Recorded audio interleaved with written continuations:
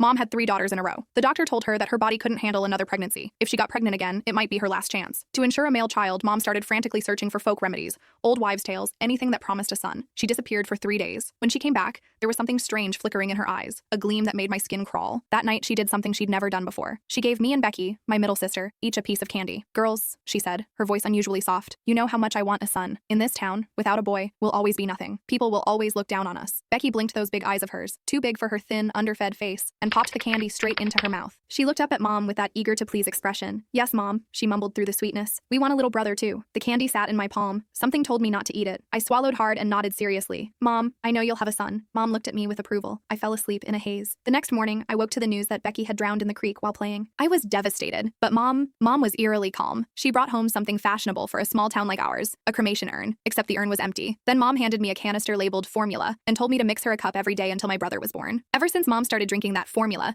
her belly grew bigger and bigger. Half the town said she was carrying twins. Others said the way her belly came to a sharp point meant it was definitely a boy. Mom couldn't stop smiling. "Just one baby," she'd say, beaming. "He's just big, well-nourished." The child really was enormous. Mom's belly swelled up like a watermelon, purple-red stretch marks crawling up toward her chest. She was always complaining about how itchy those marks were, scratching at them until they looked even more horrifying. Raw, angry lines across her skin. Lately, as she got further along, she kept saying her belly felt hard as a rock. Whenever that happened, a cup of that formula would bring color back to her face and calm her down. She even stopped cursing at me as much. But the powder in that canister was running out. I told Mom there wouldn't be enough to last until the baby was born. Should we get more? The moment the words left my mouth, Mom's eyes locked onto me. After I cowered and trembled for a moment, she shook her head. "I'm going to stay at Grandma's for a couple days," she announced. I didn't dare argue. Even without her saying it, I knew. Mom was going to get more formula. Sure enough, when she came back, she said my youngest sister Sarah had been in a car accident. She brought home another empty urn. At the same time, she handed me a sugar canister. It was filled with that same fine, odorless powder. Nothing like milk formula at all. Following her instructions, I mixed the 2 powders together. I overheard her muttering to herself, "Good thing I kept the smaller one as backup. Otherwise, how would I feed my precious baby boy?" Every hair on my body stood on end, but I could only pretend I hadn't heard. Mom's labor was brutal.